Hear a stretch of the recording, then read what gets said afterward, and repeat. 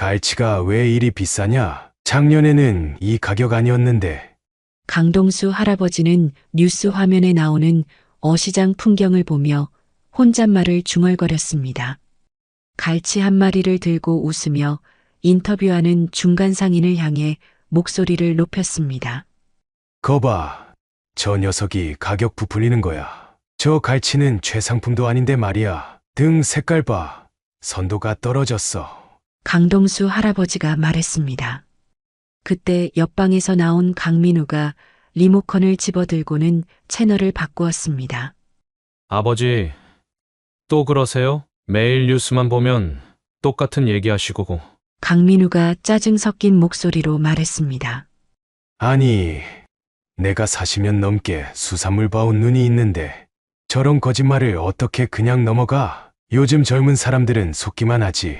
강동수 할아버지가 답답한 표정으로 대답했습니다. 그래요. 알겠어요. 근데 저희도 좀 TV 봐야 하니까요. 강민우는 한숨을 내쉬며 스포츠 채널로 돌렸습니다.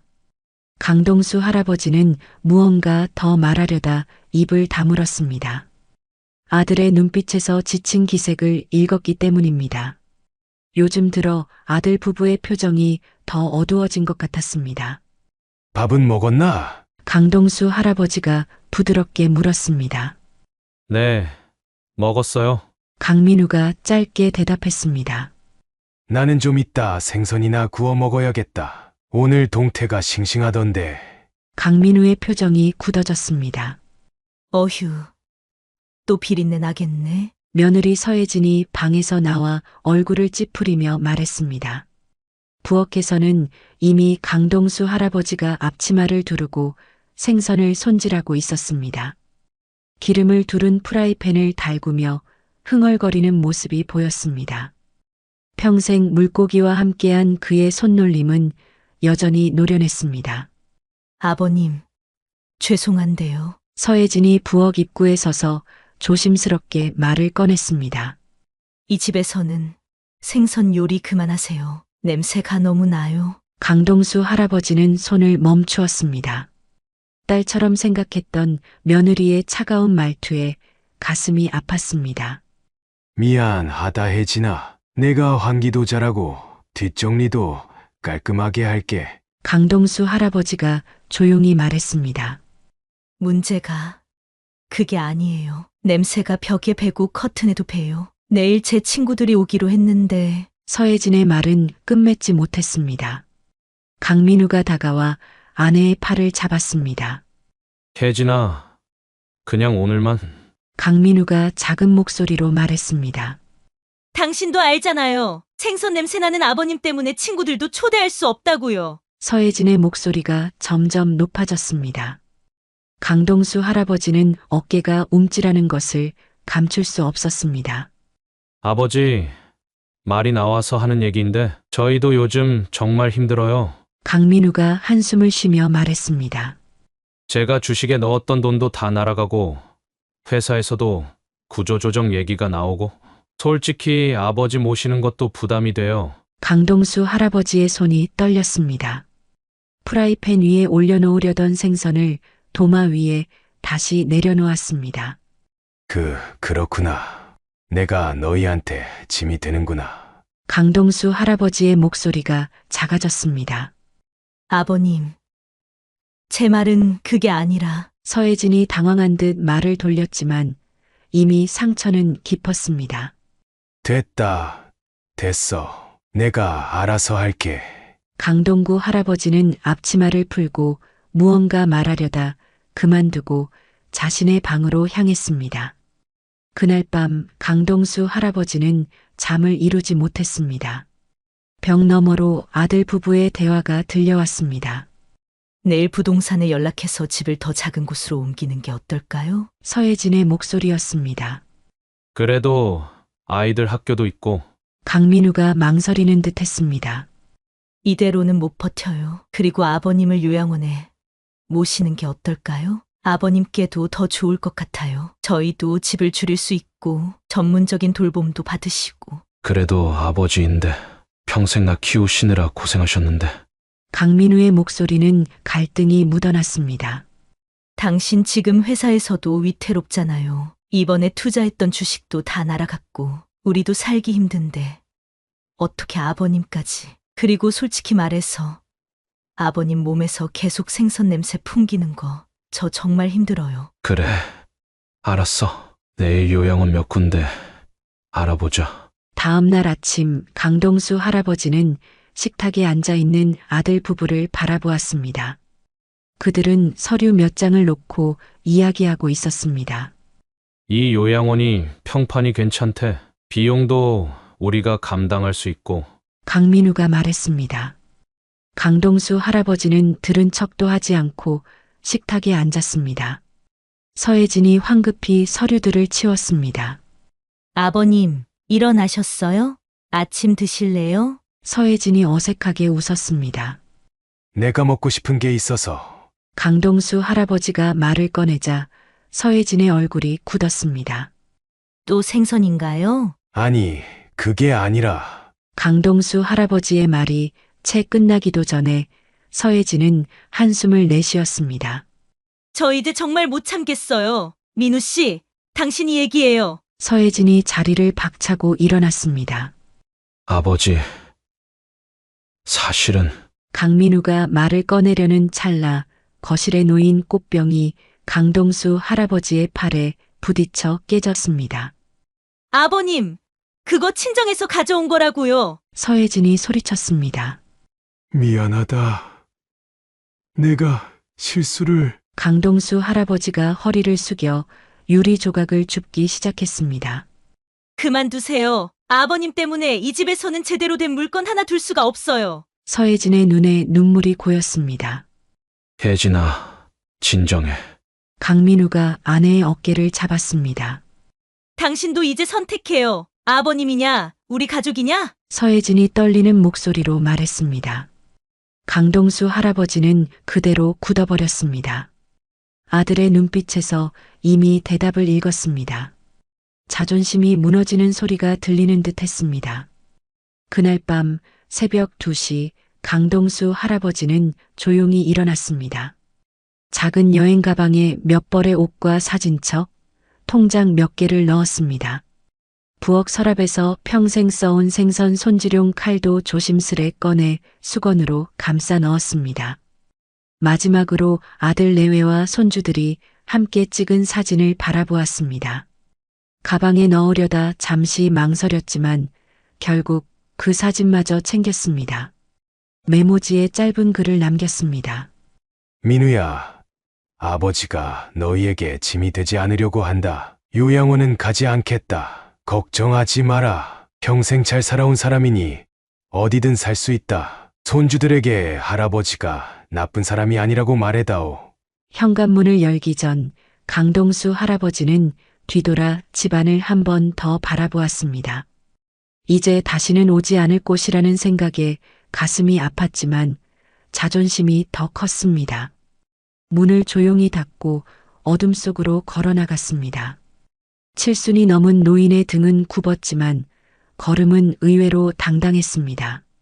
그쪽은 월세가 한 달에 얼마예요? 첫눈이 내린 이튿날 강동수 할아버지는 인천 외곽의 작은 부동산 앞에 서 있었습니다.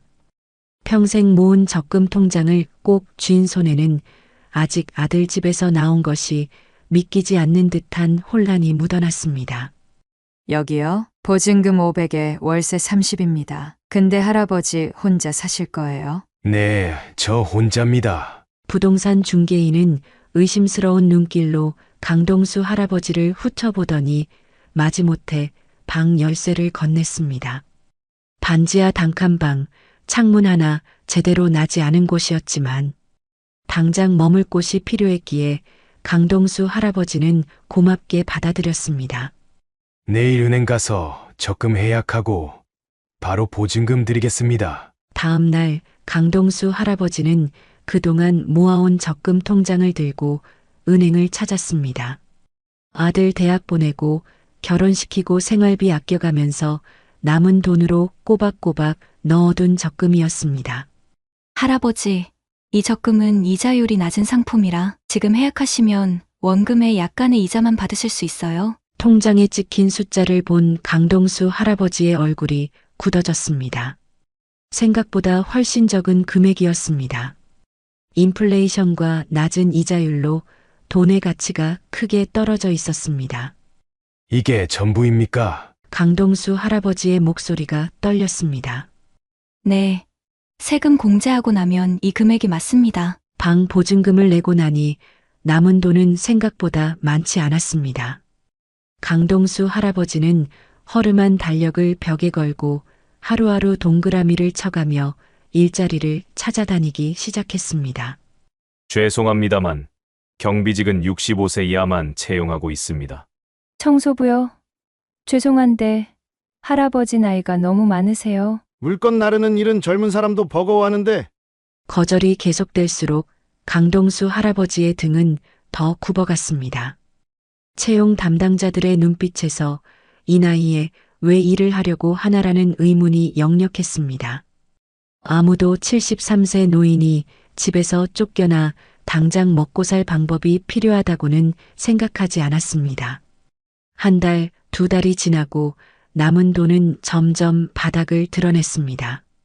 식비를 아끼기 위해 하루 한 끼로 줄이고 난방도 최소한으로 줄였습니다. 하지만 월세는 밀릴 수밖에 없었습니다. 할아버지, 이렇게 2달째 월세를 못 내시면 저도 어쩔 수 없습니다. 다음 주까지 나가주셔야 해요. 결국 방에서도 쫓겨난 강동수 할아버지는 남은 돈으로 찜질방을 전전하기 시작했습니다. 하루 8,000원, 따뜻한 물에 몸을 담그고 좁은 공간에서 잠을 청하는 것이 유일한 위안이었습니다. 할아버지, 죄송한데 찜질방에 3일 이상 연속으로 계시면 안 됩니다. 규정이 그래요. 오늘까지만 머무시고 내일은 나가셔야 합니다. 찜질방 주인의 말에 강동수 할아버지는 이제 정말 갈 곳이 없음을 실감했습니다. 남은 돈은 단돈 10,000원. 겨울바람은 점점 더 매서워졌습니다. 다음 날 아침 강동수 할아버지는 찜질방에서 나와 도시공원 벤치에 앉았습니다. 주머니 속 10,000원을 꼭 쥔 채 하루를 어떻게 보낼지 막막했습니다. 그때 공원 한켠에서 줄을 서 있는 노인들이 눈에 들어왔습니다. 여기서 뭐 하시는 거예요? 강동수 할아버지는 궁금해한 노인에게 물었습니다. 여기 무료급식소예요. 어르신들한테 점심 나눠주는 곳이지. 처음이세요. 강동수 할아버지는 고개를 끄덕였습니다. 평생 남의 도움 없이 살아왔던 그가 무료급식을 받는 처지가 되다니. 하지만 배고픔은 자존심보다 컸습니다. 그는 조용히 줄 끝에 섰습니다. 닭죽 한 그릇과 김치를 받아 먹으며 강동수 할아버지는 다른 노인들의 대화를 귀 기울여 들었습니다. 요즘 같은 겨울에는 역대 앞실이 따뜻해. 밤늦게 가면 경비들이 쫓아내기 전까지는 있을 수 있어. 강동수 할아버지는 그날부터 무료급식을 찾아다니며 하루하루를 버텼습니다. 아침에는 교회에서, 점심에는 복지관에서, 저녁에는 봉사단체에서 음식을 나눠줬습니다. 밤이면 24시간 패스트푸드점이나 터미널에서 졸다가 쫓겨나길 반복했습니다. 일주일이 지나자 몸은 점점 지쳐갔습니다. 추위에 떨며 길거리를 헤매는 동안 강동수 할아버지의 머릿속에는 하나의 장소가 자꾸 떠올랐습니다. 인천국제시장. 40년간 수산물 도매상으로 일했던 곳, 젊은 시절의 열정과 땀으로 가득했던 곳. 이제는 그 시장에서 한 구석이라도 차지해 몸을 누일 수 있을까 하는 마음으로 발걸음을 옮겼습니다. 시장은 이미 문을 닫았고 가게들은 철제 셔터로 굳게 닫혀 있었습니다. 강동수 할아버지는 예전에 자신의 가게가 있던 골목을 지나 시장 구석진 천막 아래로 들어갔습니다. 거기서 비닐봉지를 펼쳐 입구에 안았습니다. 봉지 안에는 단돈 10,000원과 아들 가족 사진, 그리고 젊은 시절 아내와 함께 찍은 흑백 사진 몇 장이 전부였습니다. 이게 내 전부구나. 7순이 넘은 노인이 바람에 떨며 봉지를 부여잡고 몸을 웅크렸습니다. 평생 남들의 생선을 구분하고 선도를 판별하고 가격을 매기던 그 손이었습니다. 지금은 그 손으로 겨울바람을 막기 위해 몸을 감싸고 있었습니다. 인천의 겨울밤은 유난히 추웠습니다. 항구에서 불어오는 바람이 뼛속까지 파고들었습니다. 강동수 할아버지는 그날 밤 처음으로 노숙자가 되었습니다. 평생 일해온 시장의 한 구석에서 그의 인생 이막은 가장 비참한 모습으로 시작되고 있었습니다.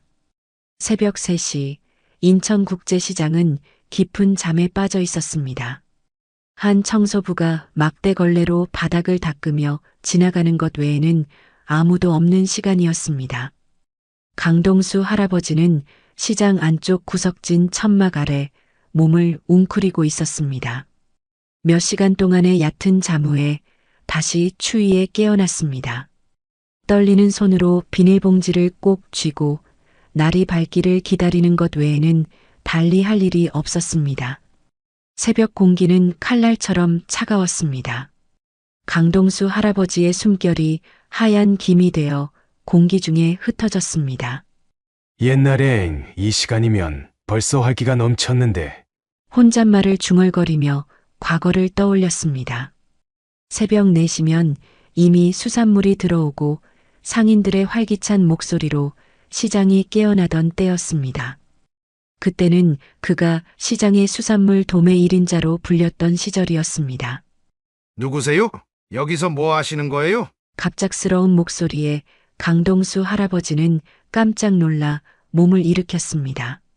손전등 불빛이 그의 얼굴을 비쳤습니다. 허름한 옷차림과 며칠간 씻지 못한 모습이 그대로 드러났습니다. 죄송합니다. 제가 잠시 좀 쉬고 있었습니다. 손전등을 든 사람은 60대 후반으로 보이는 남자였습니다. 그는 손전등을 내리며 강동수 할아버지의 얼굴을 유심히 바라보았습니다. 잠깐만요. 혹시 인천국제시장 동수어른 아니세요? 강동수 할아버지는 놀란 표정으로 고개를 들었습니다. 희미한 가로등 불빛 아래 상대방의 얼굴을 알아보려고 눈을 찡그렸습니다. 영호 씨, 맞아요. 박영호예요. 박영호는 자신의 외투를 벗어 강동수 할아버지의 어깨에 둘러주었습니다. 이게 어떻게 된 일이에요? 여기서 왜? 박영호는 현재 인천국제시장 상인회장이었습니다. 30년 전 강동수 할아버지에게 시장 일을 배웠던 후배였고 지금은 과일 가게를 운영하고 있었습니다. 긴 얘기야. 강동수 할아버지는 쓴웃음을 지었습니다. 일단 따뜻한 곳으로 가시죠. 내 사무실로 모시겠습니다. 상인의 사무실은 작지만 따뜻했습니다. 박영호는 즉시 전기포트로 물을 끓여 라면을 만들었습니다. 강동수 할아버지는 뜨거운 라면을 받아들고 감사의 눈빛을 보냈습니다. 그동안 어떻게 지내셨어요? 은퇴하시고 아드님 댁에 계신다고 들었는데. 박영호가 조심스럽게 물었습니다. 강동수 할아버지는 짧게 자신의 이야기를 전했습니다. 아들 집에서의 냉대, 쫓겨난 일, 월세방과 찜질방을 전전하다 결국 노숙자 신세가 된 경위를. 박영호의 얼굴이 어두워졌습니다. 형님이 이 시장을 이끌던 분인데 이럴 수가. 잠시 생각에 잠긴 박영호는 곧 결심한 듯 말했습니다. 우리 시장 경비가 한 명 필요했어요. 요즘 젊은 경비들은 중간에 그만두고 자주 바뀌어서 골치였거든요. 형님이 시장 구석구석을 누구보다 잘 아시니 경비 일을 맡아주시면 어떨까요?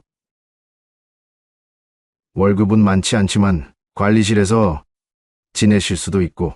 강동수 할아버지의 눈에 눈물이 고였습니다. 노숙자 신세에서 벗어날 수 있다는 희망, 그것도 자신이 평생 일했던 시장에서. 그는 고개를 끄덕였습니다. 고맙네, 영우야. 정말 고맙네. 이튿날 아침 강동수 할아버지는 박영호가 건네준 제복을 입고 시장을 순찰했습니다. 시장은 그가 일하던 시절과 많이 달라져 있었습니다. 빈 점포가 늘어났고 손님도 많이 줄어든 모습이었습니다. 옛날엔 이렇지 않았는데. 강동수 할아버지는 빈 점포들 앞을 지나며 중얼거렸습니다. 한때 생기 넘치던 시장이 이렇게 쇠락해가는 모습이 가슴 아팠습니다. 수산물 코너에 들어서자 더욱 그 변화가 확연했습니다. 예전에는 싱싱한 생선들로 가득했던 자리에 이제는 몇 안 되는 상인들만 간신히 자리를 지키고 있었습니다. 동수 아저씨 아니세요? 오래된 생선가게 주인이 반갑게 그를 알아보았습니다. 곧 몇몇 상인들이 모여들었습니다. 오랜만에 만난 강동수 할아버지를 반겨주는 이들도 있었지만 낯선 눈빛으로 바라보는 이들도 있었습니다. 이제 우리 시장도 곧 문 닫을지 몰라? 대형 마트 때문에 손님들이 다 빠져나가는데 어떻게 버티겠어? 한 상인의 한탄에 다른 이들도 고개를 끄덕였습니다. 강동수 할아버지는 그들의 이야기를 들으며 생각에 잠겼습니다. 40년간 이 시장에서 살아온 그였기에 이 시장의 부흥기도 쇠락기도 모두 지켜봤습니다. 그날 밤 작은 관리실 침대에 누운 강동수 할아버지는 오랜만에 편안한 잠자리에 감사함을 느꼈습니다. 노숙 생활에서 벗어나 지붕 있는 곳에서 잠을 청하는 것만으로도 행복했습니다. 하지만 그의 마음 한켠에는 시장의 모습이 계속 맴돌았습니다. 이대로는 안 되는데. 그는 잠들기 전 마지막 생각으로 이 시장에 다시 활기를 불어넣을 방법을 고민했습니다. 그것이 자신에게 새로운 기회를 준 이 시장에 보답하는 길이라고 생각했습니다. 강동수 할아버지는 매일 새벽 4시에 일어나 시장 바닥을 쓸었습니다. 비가 오나 눈이 오나 1시간 동안 시장 구석구석을 깨끗이 청소했습니다. 상인들이 하나둘 출근할 때쯤이면 그는 이미 쓰레기를 모두 처리하고 바닥을 말끔히 닦아놓았습니다. 아이고, 동수 아저씨 덕분에 시장이 달라졌어요. 예전에는 아침마다 쓰레기 치우느라 진땀 뺐는데. 금순이 할머니가 반찬가게 문을 열며 반갑게 인사했습니다. 강동수 할아버지는 쑥스러운 듯 고개만 끄덕였습니다.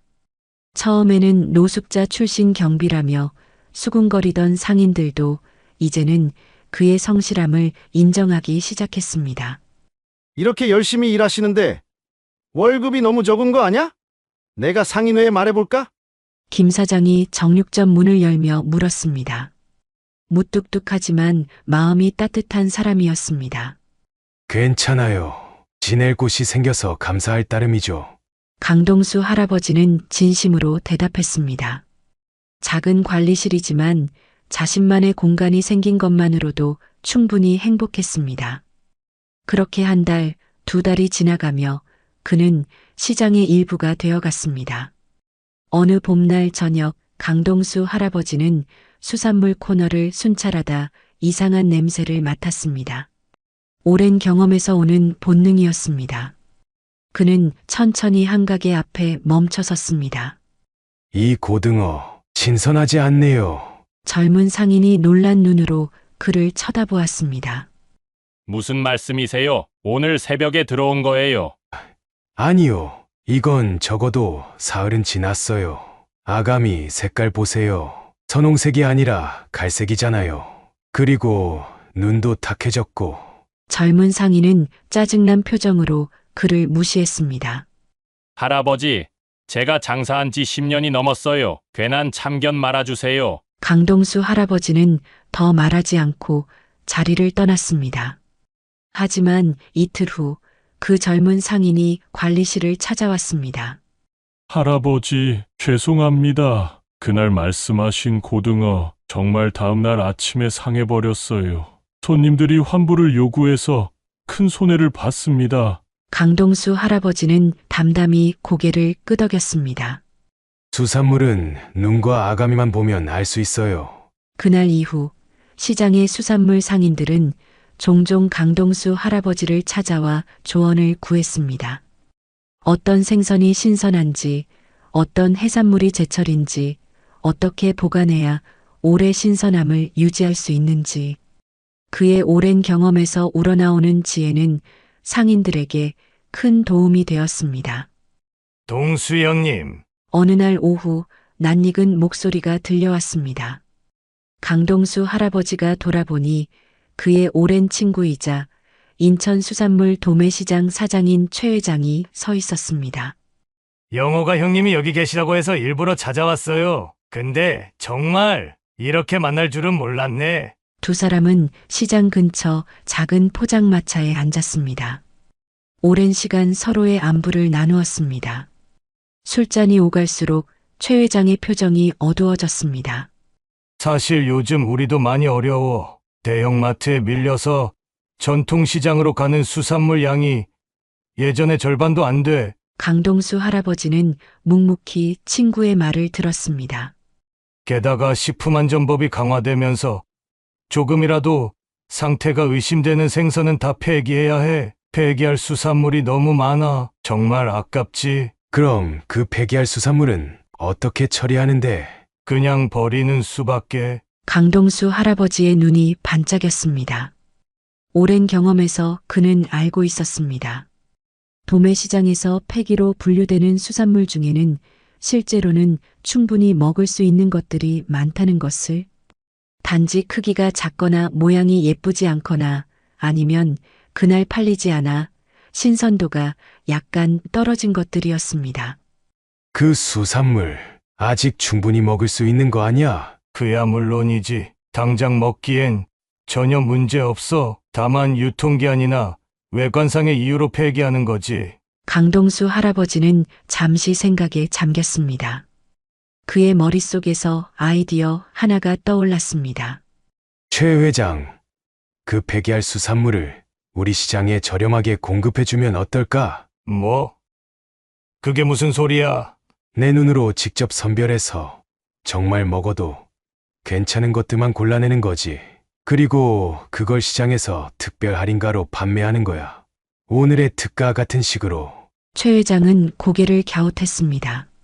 그게 가능할까? 도매시장에서 정식으로 폐기 결정하기 전에 특별 할인 품목으로 가격을 확 내려서 판매하면 되지 않을까? 어차피 버릴 거 우리 시장 손님들은 저렴한 가격에 수산물을 살 수 있고 도매시장은 폐기 비용을 줄일 수 있고.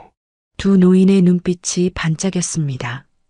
한 사람은 쇠락해가는 도매시장을, 다른 한 사람은 활기를 잃어가는 인천국제시장을 생각하며 서로를 바라보았습니다.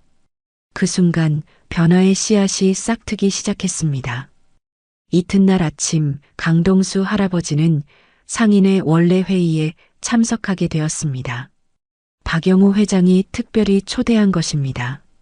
오늘은 특별히 우리 시장의 새로운 경비이자 수산물 전문가이신 강동수 어르신을 모셨습니다. 어르신께서 우리 시장에 도움이 될 만한 제안이 있으시다고 해서요. 회의실에는 20여 명의 상인들이 모여 있었습니다. 대부분은 호기심 어린 눈빛으로 강동수 할아버지를 바라보았지만 일부는 팔짱을 끼고 못마땅한 표정을 짓고 있었습니다. 강동수 할아버지는 천천히 일어나 목을 가다듬었습니다. 저는 어제 인천 수산물 도매시장 최 회장을 만났습니다. 그분 말로는 요즘 도매시장도 많이 어렵다고 하더군요. 특히 폐기해야 하는 수산물이 많아 골치라고요. 제 생각은 이렇습니다. 폐기 직전 수산물을 저렴하게 공급받아 깜짝 세일을 해보면 어떨까요? 도매시장에서는 어차피 버릴 물건, 우리는 아주 저렴하게 받아서 특가로 판매하는 겁니다. 순간 회의실이 소란스러워졌습니다. 뭐라고요? 폐기 직전 물건을 팔자고요? 그러다 식중독이라도 나면 어쩌려고? 시장 이미지가 더 나빠질 수도 있어요. 강동수 할아버지는 반대 의견들을 차분히 들었습니다. 그리고 천천히 다시 입을 열었습니다. 여러분, 오해하지 마세요. 제가 말하는 건 정말 못 먹을 물건이 아닙니다. 단지 크기가 규격에 안 맞거나 모양이 예쁘지 않거나 당일 판매가 안 되어 폐기 대상이 된 것들입니다. 40년 수산물을 본 내 눈이 틀린 적 없어요. 신선도는 내가 직접 보증하겠습니다. 그의 확신에 찬 목소리에 회의실이 조용해졌습니다. 중요한 건 제가 직접 선별해서 정말 먹어도 괜찮은 것들만 가져온다는 겁니다. 박영호 회장이 생각에 잠겼습니다. 일단 한번 시도해 볼 만하겠네요. 작은 규모로 시작해서 반응을 보는 건 어떨까요? 여러분? 결국 수산물 코너 상인들을 중심으로 소규모 시범 사업을 진행하기로 결정되었습니다. 첫 시도는 다음 주 수요일은 수산물 특가데이라는 이름으로 진행하기로 했습니다. 준비 기간 동안 강동수 할아버지는 도매시장을 오가며 최 회장과 협의했습니다. 법적 문제가 없도록 서류 작업도 꼼꼼히 챙겼습니다. 수산물 상인들과 함께 홍보 전단지도 만들었습니다. 수요일 아침 도매시장에서 트럭 한 대가 인천시장에 도착했습니다. 강동수 할아버지는 직접 발벗고 나서서 수산물을 하나하나 살폈습니다. 문제가 있는 것은 과감히 제외했고 먹어도 괜찮은 것들만 엄선했습니다. 이 고등어는 오늘 안에 팔아야 해요. 내일까지는 절대 안 됩니다. 이 조개는 껍질이 좀 깨졌지만 속은 정말 싱싱해요. 반값에 팔아도 손해 안 볼 겁니다. 문어는 크기별로 분류해서 작은 것일수록 더 할인율을 높이세요. 강동수 할아버지의 지도 아래 상인들은 분주히 준비를 마쳤습니다. 오전 9시 수요일 수산물 특가데이 현수막이 걸리고 장사가 시작되었습니다. 처음에는 손님들의 반응이 조심스러웠습니다. 하지만 몇몇 단골들이 가격을 보고 놀라며 구매를 시작했습니다. 입소문이 빠르게 퍼졌습니다. 점심시간이 되자 시장은 오랜만에 사람들로 북적였습니다. 오후 3시가 되기도 전에 준비한 수산물 대부분이 팔렸습니다. 대박이에요. 할아버지, 오늘 하루 매출이 평소의 3배예요. 젊은 수산물 상인이 좋아서 어쩔 줄 몰라 했습니다. 그날 저녁 상인들은 자발적으로 뒤풀이 자리를 마련했습니다. 처음으로 진행된 깜짝 세일의 성공을 자축하는 자리였습니다. 동수 어르신 덕분입니다. 정말 감사합니다. 박영호 회장이 소주잔을 들며 인사했습니다. 별 말씀을요. 저도 이 시장에서 40년을 먹고 살았는데 이제 보답할 때가 된 거죠. 이후 수요일 수산물 특가데이는 인천시장의 명물이 되었습니다. 매주 수요일이면 멀리서도 손님들이 몰려들었고 때로는 줄까지 서는 진풍경이 펼쳐졌습니다. 강동수 할아버지의 역할은 점점 커졌습니다. 이제 그는 단순한 경비원이 아니라 시장의 수산물 품질 관리자가 되었습니다. 매일 아침 각 수산물 가게를 돌며 상품의 상태를 확인하고 진열 방법과 보관 방법에 대해 조언했습니다. 그의 조언 덕분에 인천시장 수산물의 질이 눈에 띄게 향상되었습니다. 손님들도 이를 알아차리고 점점 더 시장을 찾기 시작했습니다. 강동수 할아버지는 이런 변화를 지켜보며 조용히 미소 지었습니다. 쓸모없다고 버려질 뻔했던 자신처럼 폐기될 뻔했던 수산물에 새 생명을 불어넣는 이 일이 더없이 보람찼습니다. 그리고 그는 깨달았습니다. 이것은 시작에 불과하다는 것을. 인천시장을 다시 활기찬 곳으로 만들기 위해서는 더 많은 아이디어와 노력이 필요하다는 것을. 하지만 이제 그에게는 자신감이 있었습니다. 자신의 경험과 지혜가 여전히 가치 있다는 확신, 그리고 자신을 필요로 하는 곳이 있다는 행복감이 그를 더욱 강하게 만들었습니다. 수요일 수산물 특가데이의 인기는 날로 높아졌습니다. 소문을 듣고 찾아오는 손님들이 늘어나자 강동수 할아버지는 한 걸음 더 나아갈 시간이라고 판단했습니다. 어느 날 저녁 상인의 임원들과의 모임에서 강동수 할아버지는 새로운 제안을 꺼냈습니다. 이제 단순히 폐기 직전 수산물만으로는 한계가 있어요. 우리만의 특별한 것이 필요합니다. 어떤 것을 말씀하시는 거죠? 박영우 회장이 물었습니다. 강동수 할아버지는 의미심장한 미소를 지으며 대답했습니다. 어제의 바다라는 프로젝트를 시작하면 어떨까요? 전날 밤에 잡힌 수산물을 새벽에 바로 우리 시장으로 직배송하는 시스템입니다. 대형마트도 따라올 수 없는 신선함을 제공하는 거죠. 방안이 조용해졌습니다. 모두 그의 말을 곰곰이 생각하고 있었습니다. 그게 가능할까요? 물류비가 많이 들 텐데. 한 상인이 걱정스레 물었습니다.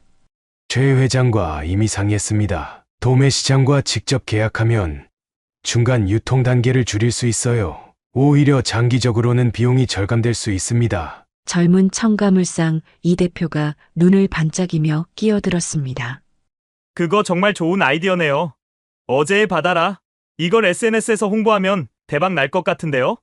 이 대표는 30대 초반으로 부모님의 가게를 물려받아 운영하는 상인이었습니다.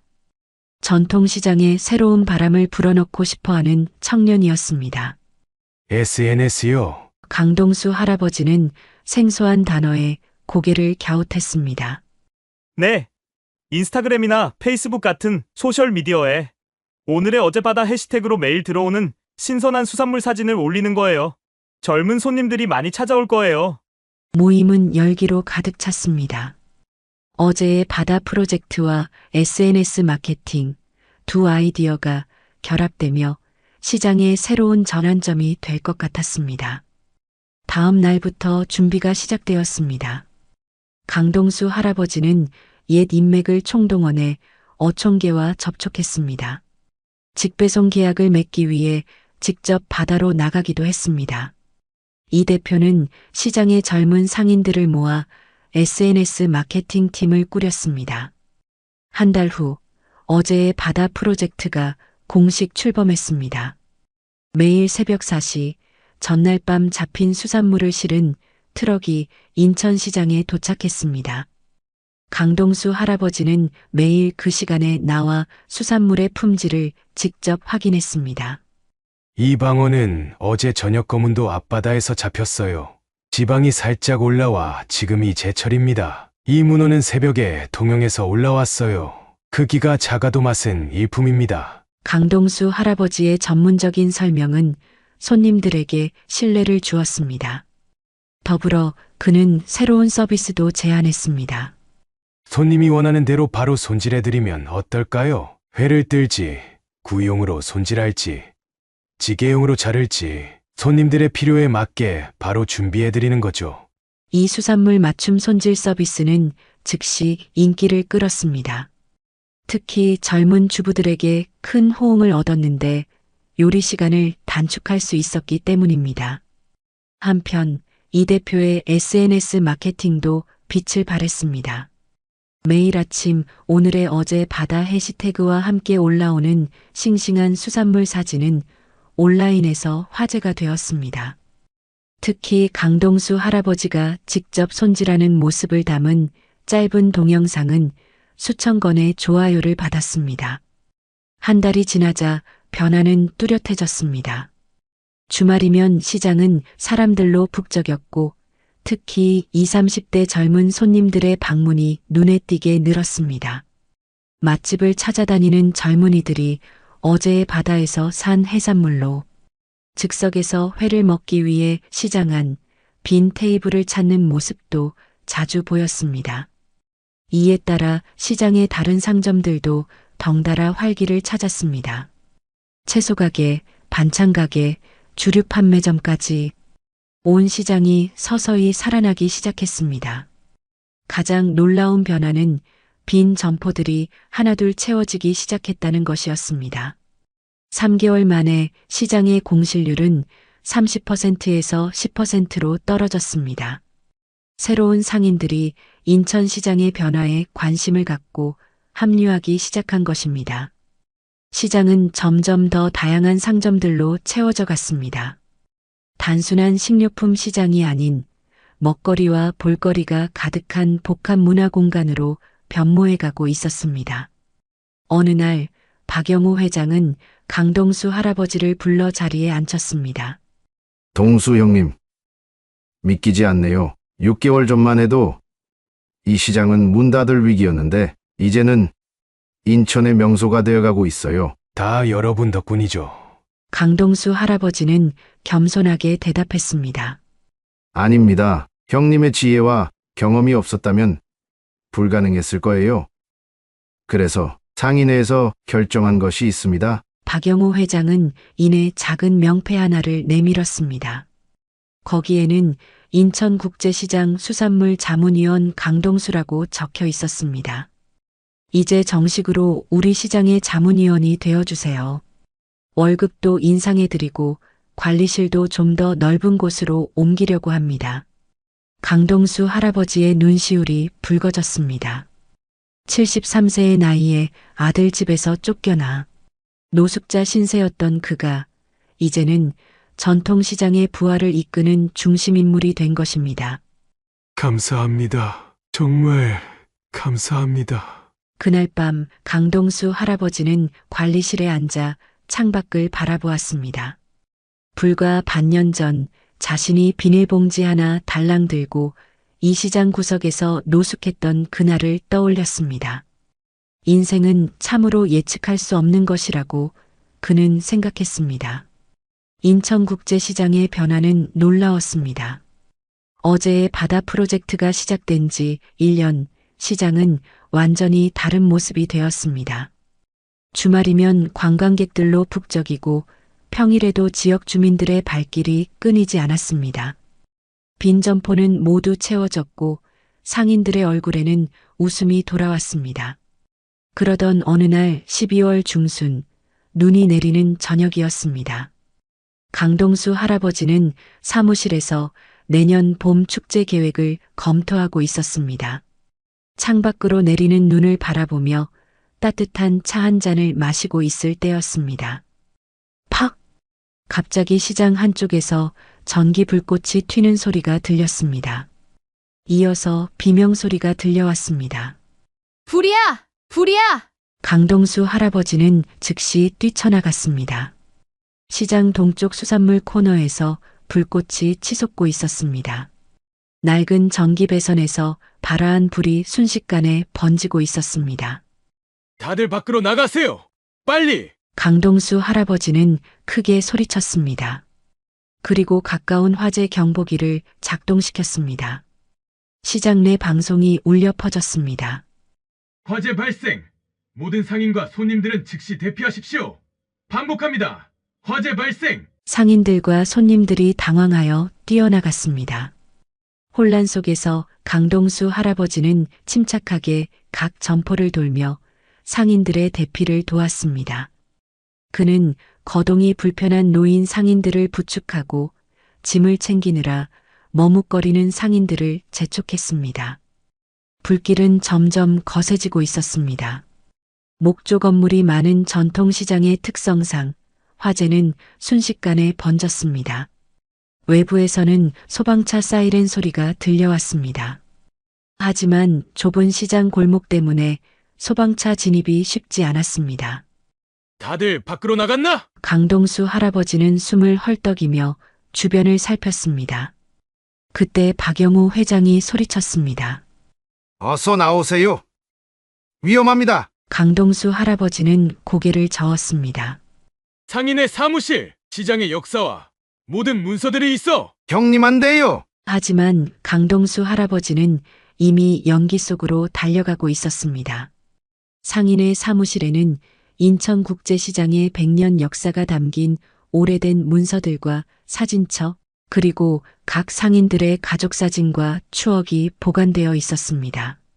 특히 박영호 회장이 조상 대대로 물려받은 시장 설립 관련 문서와 가보가 있었습니다. 연기 속을 헤치며 사무실에 도착한 강동수 할아버지는 서류함을 열었습니다. 역사적 문서들을 큰 가방에 급히 담았습니다. 벽에 걸린 사진첩과 기념품들도 챙겼습니다. 특히 박영호 회장의 서랍에서 작은 나무 상자를 발견했습니다. 그것은 회장의 증조부가 시장을 처음 설립할 때 사용했던 도장과 문서였습니다. 강동수 할아버지가 모든 것을 가방에 넣고 돌아서려는 순간 천장에서 불붙은 나무 조각이 떨어졌습니다. 쿵! 사무실 출구가 불타는 나무 기둥으로 막혔습니다. 강동수 할아버지는 다른 출구를 찾으려 했지만 이미 연기가 너무 짙어 방향을 가늠하기 어려웠습니다. 숨이 점점 가빠졌습니다. 여기에 사람 있어요! 그의 외침은 불길과 연기에 묻혔습니다. 열기가 점점 강해졌고 산소는 빠르게 소진되고 있었습니다. 강동수 할아버지는 창문을 향해 비틀거리며 걸어갔습니다. 창 밖으로 사람들이 보였습니다. 그는 마지막 힘을 모아 창문을 열고 가방을 밖으로 던졌습니다. 가방은 밖에 서 있던 상인들 앞에 떨어졌습니다. 그 직후 천장의 일부가 무너져 내려 강동수 할아버지를 덮쳤습니다. 박영우 회장의 절규가 밤하늘에 울려 퍼졌습니다. 소방관들이 즉시 구조 작업에 나섰습니다. 불길을 뚫고 들어간 소방관들은 의식을 잃은 강동수 할아버지를 발견했습니다. 그의 몸 일부는 이미 화상을 입었고 연기를 너무 많이 마신 상태였습니다. 빨리 구급차로! 구급대원들은 산소 마스크를 씌운 채 강동수 할아버지를 들것에 실었습니다. 주변에 모인 상인들과 주민들의 얼굴에는 눈물이 가득했습니다. 구급차는 사이렌을 울리며 인천대학병원으로 향했습니다. 강동수 할아버지는 중환자실로 실려 들어갔습니다. 의사들의 진단은 심각했습니다. 이도화상과 심각한 연기흡입으로 인한 호흡기 손상이 있습니다. 나이가 많으신데다 상태가 위중합니다. 48시간이 고비가 될 것 같습니다. 병원 대기실에는 시장 상인들이 모여들었습니다. 밤새도록 기도하고 초조하게 소식을 기다렸습니다. 박영우 회장은 강동수 할아버지가 구해낸 가방을 품에 안고 있었습니다. 이걸 구하기 위해 형님이. 그의 목소리가 떨렸습니다. 주변의 상인들도 울음을 참지 못했습니다. 시장은 화재로 큰 피해를 입었지만 인명피해는 강동수 할아버지의 희생 덕분에 없었습니다. 모든 상인들이 무사히 대피했고 시장의 역사적 자료들도 보존할 수 있었습니다. 뉴스에서는 이 사건을 대대적으로 보도했습니다. 인천국제시장 화재, 73세 노인의 헌신적 구조활동으로 인명피해 없어. 인천국제시장의 영웅, 강동수 씨 위중, 지역 주민들 기도 행렬. 강동수 할아버지는 중환자실에서 산소 마스크를 쓴 채 의식 없이 누워 있었습니다.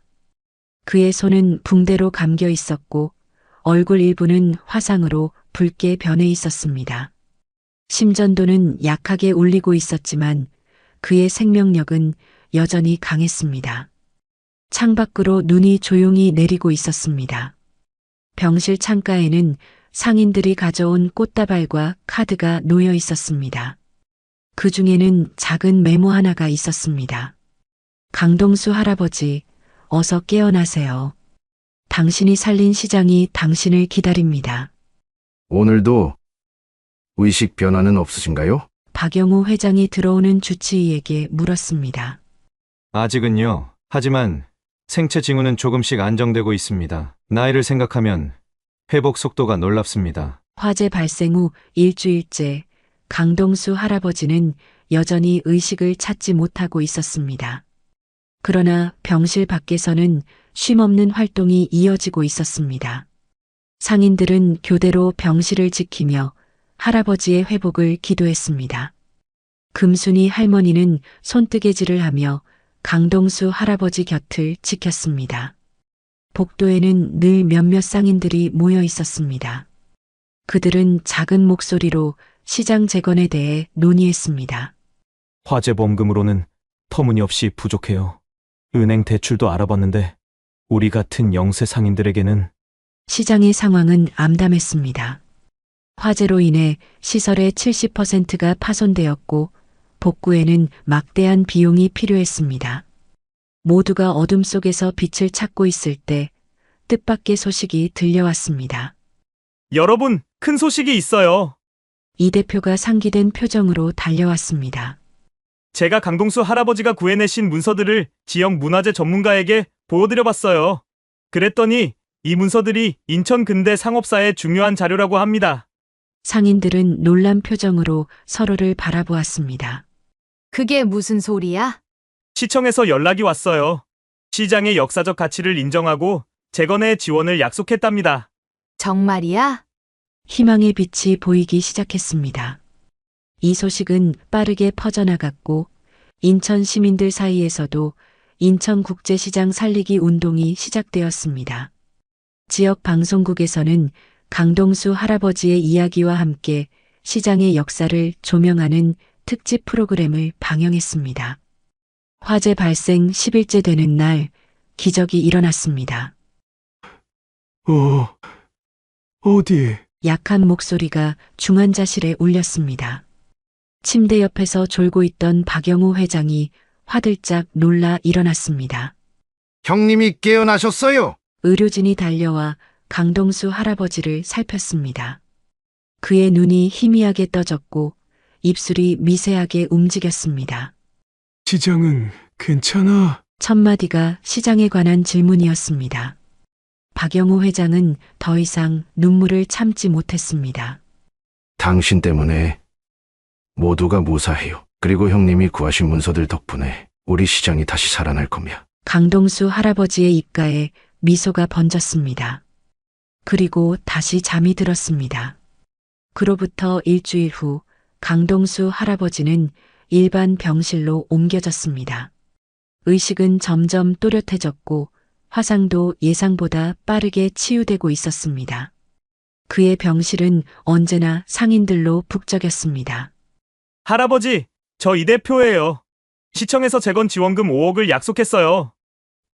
정말? 강동수 할아버지의 목소리는 여전히 약했지만 눈빛은 반짝였습니다. 시장 재건 소식은 SNS를 통해 빠르게 퍼져나갔습니다. 강동수 할아버지와 시장의 스토리가 알려지면서 이에 감동한 시민들이 자발적으로 성금을 보내기 시작했습니다. 상인회에서는 공식적으로 강동수 재건 기금을 설립했습니다. 모든 상인들이 자신의 형편에 맞게 돈을 모았고 지역 주민과 인근 상권에서도 동참했습니다. 기금은 예상보다 빠르게 모였습니다. 병원 로비에서는 시장재건위원회의 첫 공식 회의가 열렸습니다. 강동수 할아버지는 휠체어를 타고 참석했습니다.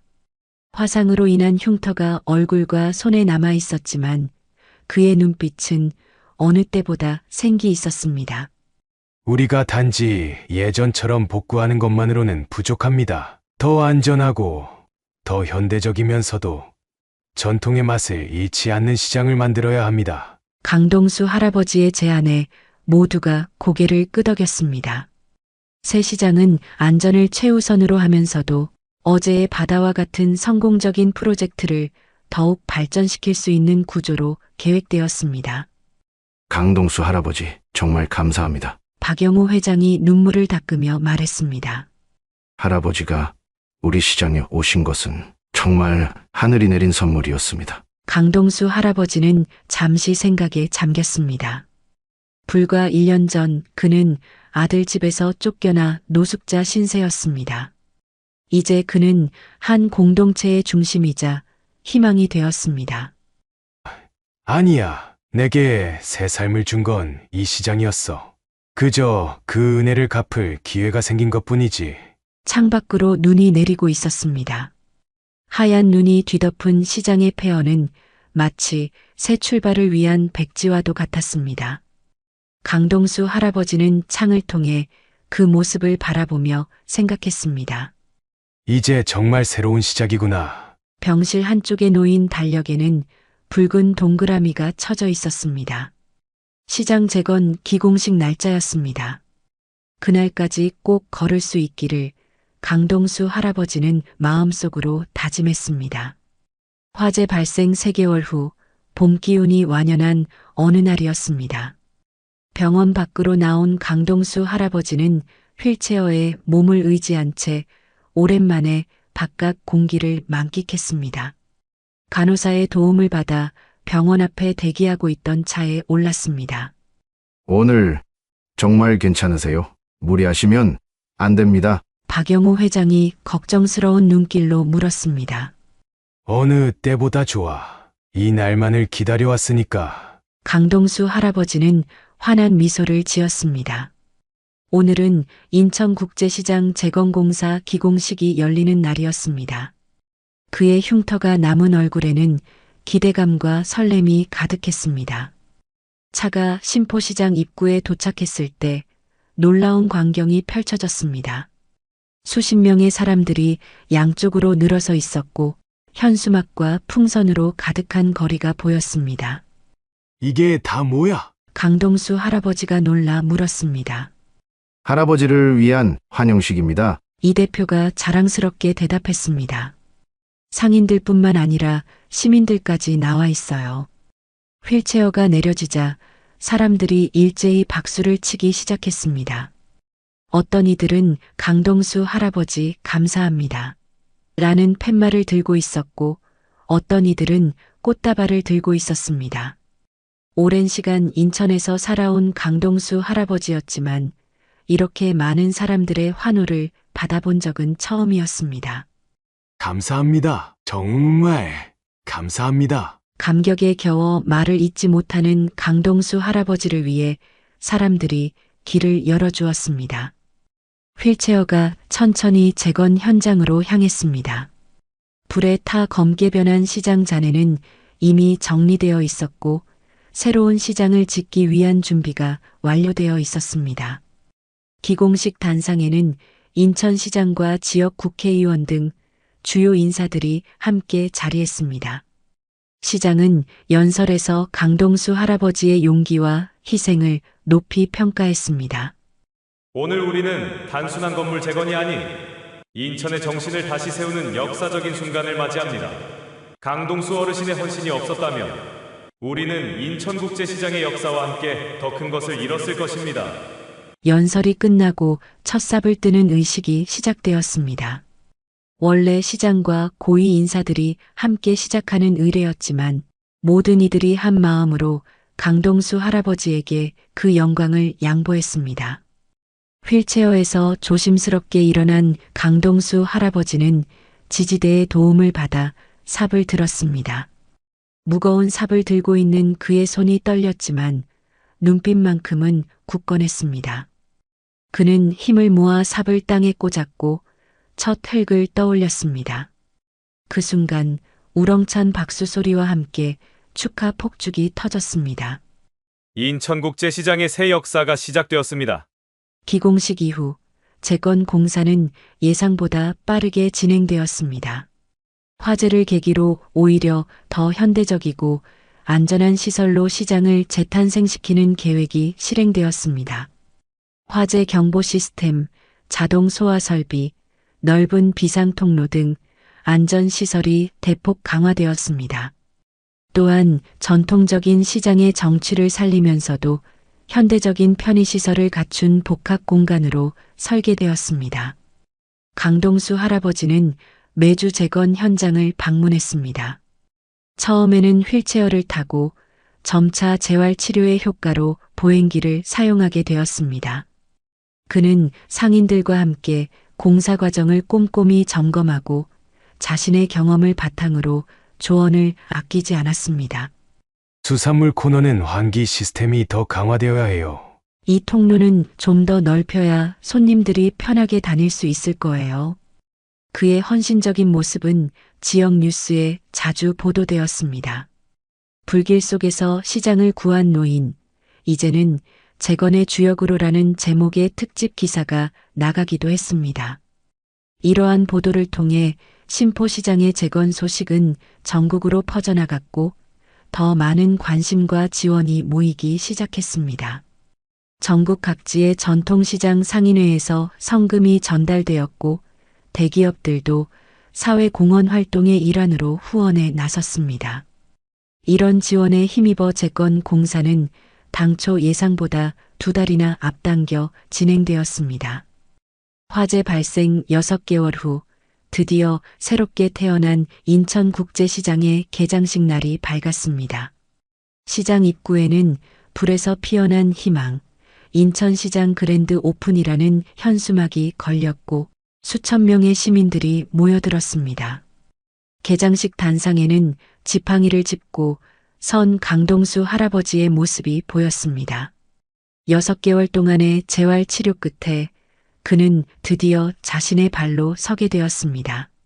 얼굴의 화상 흉터는 아직 남아 있었지만 그것은 오히려 그의 용기와 헌신의 증표처럼 느껴졌습니다. 존경하는 시민 여러분, 그리고 사랑하는 인천국제시장 가족 여러분. 강동수 할아버지의 목소리가 마이크를 통해 울려 퍼졌습니다. 모든 이들이 숨을 죽이고 그의 말을 경청했습니다. 이제 이 시장은 단순한 물건 파는 곳이 아닌 우리 모두의 삶과 역사입니다. 강동수 할아버지는 잠시 숨을 고르고 계속했습니다. 저는 73년을 살아오면서 많은 것을 잃고 또 얻었습니다. 하지만 이 시장에서 찾은 새로운 가족과 목적은 제 인생 최고의 선물이었습니다. 아마도 그날 불길 속으로 들어간 것은 제 인생에서 가장 옳은 선택이었을 것입니다. 청중 속에서 훌쩍이는 소리가 들렸습니다. 많은 이들이 눈물을 훔치고 있었습니다. 오늘 우리는 새로운 시작을 합니다. 더 안전하고 더 현대적이며 더 따뜻한 인천국제시장으로 여러분을 초대합니다. 강동수 할아버지는 마지막으로 깊이 고개를 숙였습니다. 우렁찬 박수 소리가 시장 전체를 가득 채웠습니다. 이어서 시장과 박영우 회장이 함께 커다란 가위를 들고 입구에 테이프를 잘랐습니다. 새로운 인천국제시장의 문이 활짝 열린 것입니다. 개장 첫날 인천국제시장은 전국에서 모여든 방문객들로 북적였습니다. 특히 어제의 바다 코너 앞에는 긴 줄이 이어졌습니다. 새 시장에서는 이 프로젝트가 더욱 확대되어 더 다양한 신선한 수산물을 만날 수 있게 되었습니다. 개장식이 끝난 후 강동수 할아버지는 새롭게 단장된 시장을 천천히 걸으며 상점들을 둘러보았습니다. 상인들은 그를 보자 일제히 일어나 인사를 건넸고 방문객들은 그에게 감사의 인사를 전했습니다. 맨 마지막으로 그는 수산물 코너에 도착했습니다. 그곳에는 특별히 강동수 명예자문위원실이라는 작은 공간이 마련되어 있었습니다. 그곳에서 그는 앞으로도 계속 수산물의 품질을 검사하고 상인들에게 조언을 제공하며 방문객들에게 해산물에 관한 지식을 나누게 될 것입니다. 강동수 할아버지는 새 자리에 앉아 창밖을 바라보았습니다. 활기찬 시장의 모습이 그의 눈에 들어왔습니다. 어둠 속에서 빛을 찾은 것처럼 그와 시장은 함께 재탄생했습니다. 그의 입가에 따뜻한 미소가 번졌습니다. 이제 정말 새로운 시작이구나. 할아버지, 정태영 PD가 또 전화했어요. 이 대표가 강동수 할아버지의 명예회장실로 들어왔습니다. 재개장 후 한 달, 인천국제시장은 예상을 뛰어넘는 성공을 거두고 있었습니다. 주말이면 서울에서도 관광객들이 찾아올 정도로 인기 있는 장소가 되었습니다. 그 사람 참 열정이 대단하구먼. 강동수 할아버지는 미소를 지으며 말했습니다. 정태영은 지역 방송국 PD로 시장 화재와 재건 과정을 처음부터 취재해온 열정적인 사람이었습니다. 그는 강동수 할아버지의 이야기에 깊이 감동받아 전체 과정을 다큐멘터리로 제작하고 있었습니다. 괜찮다면 내일 촬영을 더 하고 싶답니다. 할아버지가 상인들과 이야기하는 모습, 수산물 검사하는 장면 같은 거요. 며칠 후 정태영 PD와 대형 방송사 촬영팀이 시장을 찾았습니다. 그들은 강동수 할아버지의 일상, 상인들과의 관계, 그리고 그의 삶의 여정을 자연스럽게 담아냈습니다. 특히 화상 흉터가 남은 손으로 수산물을 살피는 모습이나 젊은 상인들에게 조언하는 장면은 카메라에 담길 때마다 촬영팀의 눈시울을 붉게 만들었습니다.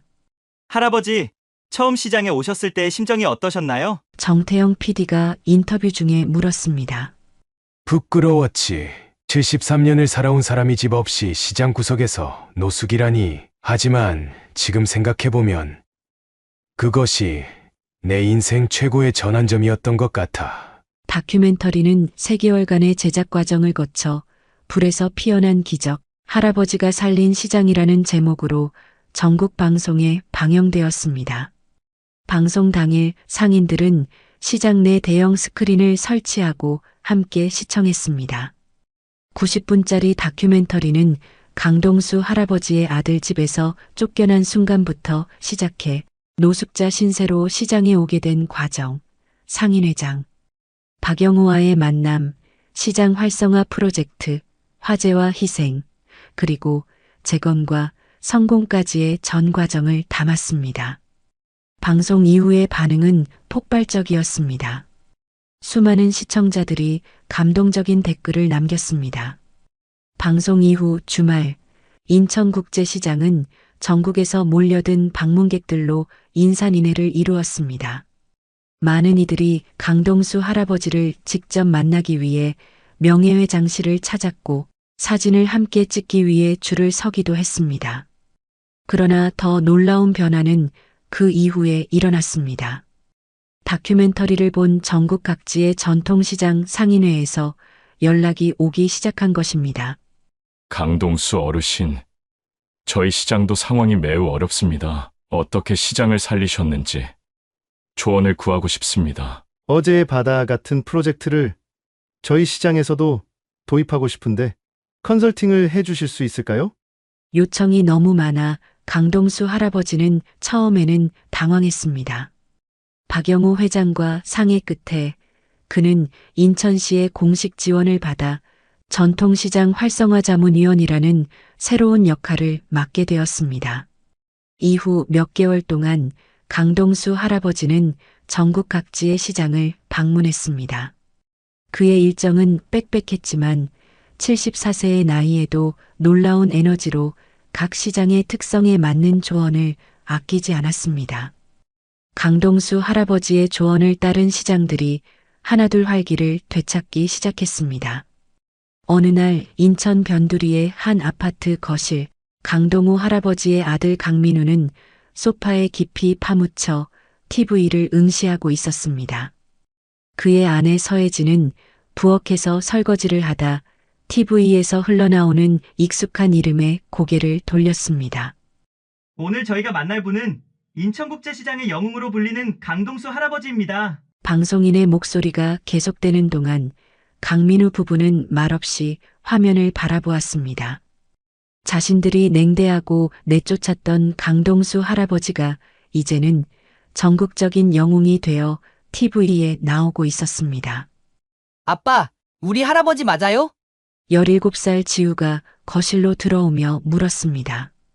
강민우는 무거운 한숨을 내쉬었습니다. 그래, 너희 할아버지시다. 화면에서는 화상 흉터가 선명한 강동수 할아버지의 얼굴이 클로즈업 되었습니다. 불길 속에서 시장의 역사적 문서들을 구하다 심각한 부상을 입은 이야기가 나오자 14살 지민이가 숨을 들이켰습니다. 할아버지가 불 속에 들어가셨어요? 서혜진은 말없이 설거지를 마저 했지만 그녀의 손이 떨리는 것을 아무도 보지 못했습니다. 그녀는 시어머니가 사망한 후 강동수 할아버지를 모시는 것을 늘 불편해했고 결국 집에서 내보내는데 앞장섰던 사람이었습니다. 다큐멘터리는 할아버지가 노숙자 신세로 전락했던 과정도 담담히 보여주었습니다. 우리가 할아버지를 그렇게 만들었어요? 지민이가 작은 목소리로 물었습니다. 강민우는 대답 대신 리모컨으로 TV를 껐습니다. 하지만 이미 늦었습니다. 가족 모두 불편한 진실과 마주한 것입니다. 사실 우리 상황이 많이 어려워졌어. 내 주식 투자가 완전히 실패했고 회사에서는 구조조정이 확정됐어. 다음 달이면 아빠는 실직자가 될 거야. 지우와 지민은 놀란 눈으로 아버지를 바라보았습니다. 서혜진은 고개를 숙인 채 눈물을 훔쳤습니다. 그래서 할아버지를 내보낸 거예요? 돈이 없어서? 지민이가 갑자기 날카롭게 물었습니다. 강민우와 서혜진은 대답하지 못했습니다. 그들의 침묵이 모든 것을 말해주었습니다. 난 할아버지가 보고 싶어요. 지민이가 결연히 말했습니다. TV에서 인천국제시장에 계신다고 했어요. 내일 찾아가 볼 거예요. 지민아, 그렇게 갑자기? 서혜진이 말을 꺼냈지만 지민이는 이미 자기 방으로 들어가 문을 닫았습니다. 이튿날 지민이는 학교가 끝나고 인천국제시정으로 향했습니다. 지우도 동생을 혼자 보낼 수 없다며 함께했습니다. 두 남매는 활기찬 시장 풍경에 잠시 압도되었습니다. 지우는 용기를 내어 지나가는 상인에게 물었습니다. 저기요, 강동수 할아버지를 어디서 만날 수 있을까요? 아, 강동수 회장님! 저쪽 명예회장실에 계실 거예요. 저를 따라오세요. 아이들은 상인을 따라 시장 안쪽으로 걸어갔습니다. 명예회장실 앞에 도착한 아이들은 갑자기 긴장되었습니다. 지우가 망설이며 동생을 돌아보았습니다. 진짜 들어가도 될까? 지민이는 깊게 숨을 들이마시고 조심스럽게 문을 두드렸습니다. 들어오세요. 익숙한 목소리에 아이들의 심장이 빠르게 뛰었습니다. 지민이가 용기를 내어 문을 열었습니다. 강동수 할아버지는 책상에 앉아 서류를 살펴보고 있었습니다. 그는 고개를 들어 방문자를 보았고 순간 얼굴이 굳어졌습니다. 손자 손녀를 한눈에 알아본 것입니다. 지우야, 지민아. 지민이는 더 이상 참지 못하고 할아버지에게 달려갔습니다. 할아버지, 보고 싶었어요. 강동수 할아버지의 품에 안긴 지민이는 눈물을 터뜨렸습니다. 지우도 천천히 다가와 할아버지의 어깨를 꼭 안았습니다. 할아버지, 정말 죄송해요. 강동수 할아버지의 눈에서도 눈물이 흘러내렸습니다. 그는 말없이 손주들을 안아주었습니다. 오랜 그리움과 상처가 눈물로 씻겨 내려갔습니다. 괜찮다. 괜찮아. 하래비가 너희를 얼마나 보고 싶었는지 모른다. 한참 후 세 사람은 마주 앉아 이야기를 나누었습니다. 아이들은 할아버지가 겪은 일들에 대해 진심으로 미안해했고 강동수 할아버지는 그 모든 것이 새로운 삶으로 이어졌다며 아이들을 위로했습니다. 지우는 할아버지의 화상 흉터를 조심스레 바라보았습니다. 할아버지는 진짜 영웅이에요. 강동수 할아버지는 쑥스러운 듯 웃었습니다. 영웅은 무슨 그저 내가 있어야 할 곳에서 해야 할 일을 했을 뿐이란다. 지민이는 주머니에서 종이 한 장을 꺼냈습니다. 할아버지, 이거 학교에서 쓴 글이에요. 나의 영웅이라는 주제로 할아버지에 대해 썼어요. 강동수 할아버지는 떨리는 손으로 손녀의 글을 읽기 시작했습니다. 글에는 할아버지에 대한 존경과 사랑, 그리고 깊은 그리움이 담겨 있었습니다. 지민아, 고맙구나. 그날 오후 할아버지는 손주들을 데리고 시장을 구경시켜 주었습니다. 상인들은 모두 반갑게 아이들을 맞아주었고 어제의 바다 코너에서는 특별히 신선한 회를 대접했습니다. 우리 손주들한테는 제일 좋은 것으로 줘요. 할아버지의 자랑스러운 목소리에 아이들은 쑥스러워하면서도 기뻐했습니다. 시장 구경을 마치고 돌아갈 시간, 아이들은 발걸음이 무거웠습니다. 할아버지, 다음에 또 와도 돼요? 지민이가 물었습니다. 당연하지. 언제든 와라. 할아버지가 항상 기다릴게. 지우가 잠시 망설이다 말했습니다. 할아버지, 사실 우리 집이 많이 어려워요. 아빠가 곧 실직하시고 집도 팔아야 한대요. 강동수 할아버지의 표정이 진지해졌습니다. 그랬구나. 걱정 말거라. 할아버지가 생각해 볼게. 아이들이 떠난 후 강동수 할아버지는 오랫동안 창밖을 바라보았습니다. 아들 가족을 향한 원망도 있었지만 그보다 더 큰 것은 가족에 대한 책임감이었습니다. 특히 손주들의 방문은 그의 마음에 큰 변화를 가져왔습니다. 그날 밤 그는 오랜만에 아들 번호로 전화를 걸었습니다. 민우야, 아버지다. 강동수 할아버지의 전화를 받은 강민우는 오랫동안 말을 잇지 못했습니다. 아이들이 할아버지를 찾아갔다는 사실을 알게 된 그는 당황스러움과 부끄러움, 그리고 오랜 시간 억눌러왔던 죄책감이 한꺼번에 밀려왔습니다. 아버지, 죄송합니다. 그래, 오늘 지우와 지민이가 왔었다. 아이들이 TV에서 아버지를 보고는 잠시 침묵이 흘렀습니다. 아버지와 아들 서로 할 말은 많았지만 어디서부터 시작해야 할지 모르는 상황이었습니다. 조만간 인천국제시장으로 와라. 할 말이 있다. 이틀 후 강민우 부부는 인천국제시장을 찾았습니다. 서혜진은 처음에는 거부했지만 남편의 설득과 아이들의 간청으로 마지못해 동행했습니다. 두 사람 모두 불안한 마음으로 시장 입구에 섰습니다. 할아버지다. 지민이가 반갑게 외쳤습니다. 강동수 할아버지는 명예회장실에서 나와 시장 입구에서 가족을 기다리고 있었습니다. 화상 흉터가 남은 얼굴로 미소 짓고 있는 모습이 강민우의 가슴을 찔렀습니다. 아버지. 강민우는 고개를 숙이며 다가갔습니다. 서혜진도 어색하게 인사를 건넸습니다. 안녕하세요, 아버님. 강동수 할아버지는 고개를 끄덕였습니다. 잘 왔다. 이리 와서 시장 좀 구경하자. 내가 안내할게. 그렇게 가족은 할아버지를 따라 시장을 돌아보기 시작했습니다. 아이들은 이미 익숙한 듯 이곳저곳을 안내했고 강동수 할아버지는 시장의 변화와 발전 과정을 설명했습니다. 가는 곳마다 상인들은 강동수 할아버지에게 존경의 인사를 건넸고 강민우 부부는 아버지가 이곳에서 얼마나 존경받는 인물인지 실감했습니다.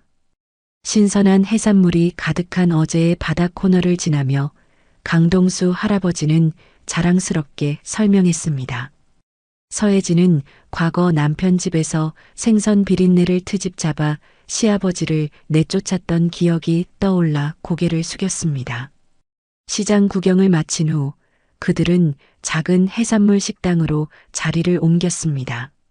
사람들의 시선을 피해 조용히 대화할 수 있는 가게 안쪽 방이었습니다. 침묵 속에서 식사가 시작되었습니다. 아무도 먼저 말을 꺼내지 못했습니다. 마침내 강민우가 용기를 내어 입을 열었습니다. 아버지, 정말 죄송합니다. 저희가 경제적으로 너무 어려워서 아버지를 제대로 모시지 못했습니다. 서혜진도 고개를 숙였습니다. 아버님, 제가 잘못했습니다. 이해할 수 없는 행동을 했어요. 강동수 할아버지는 말없이 두 사람의 이야기를 들었습니다. 오랜 침묵이 흐른 뒤 그는 화상 흉터가 남은 손으로 아들의 어깨를 토닥였습니다. 사람이 살다 보면 실수도 하고 어려운 시기도 있는 법이지.